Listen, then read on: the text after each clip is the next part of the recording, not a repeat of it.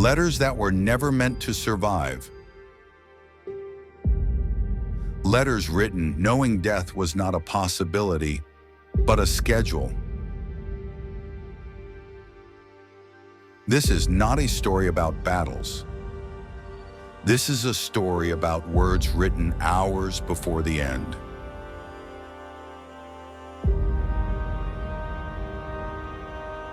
During the First and Second World Wars, millions of soldiers were sent to die in places they didn't understand, for reasons they barely knew. Many of them knew they wouldn't return. And when a man believes tomorrow doesn't exist, he writes differently. These letters were not heroic, they were quiet, honest, and terrifying.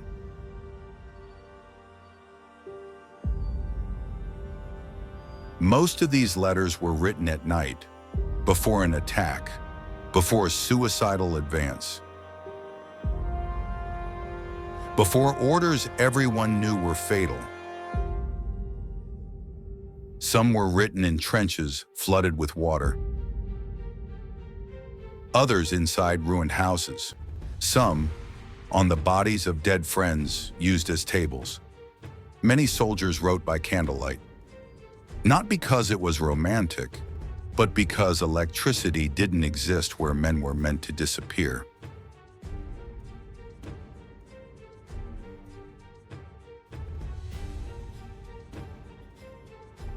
If you are reading this, then I did not make it back.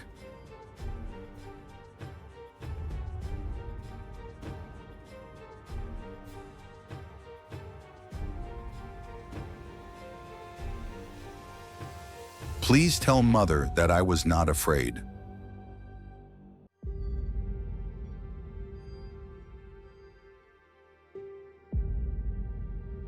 Many soldiers lied in their letters, not to deceive, but to protect. They never described the screams, the smell, the bodies buried in mud. They wrote about the weather, about missing home, about small, meaningless things. Because truth would destroy the people they loved. Thousands of letters were never sent. They were found in pockets, in backpacks, inside coats still warm. Some were soaked in blood, others never finished. A sentence stopped in the middle is often the most disturbing part, because you can almost hear the moment death interrupted the pen. During the Second World War, letters became darker. Soldiers no longer believed in quick victories or glory. They wrote knowing the world itself was collapsing. Do not wait for me. Live your life. Forget this war.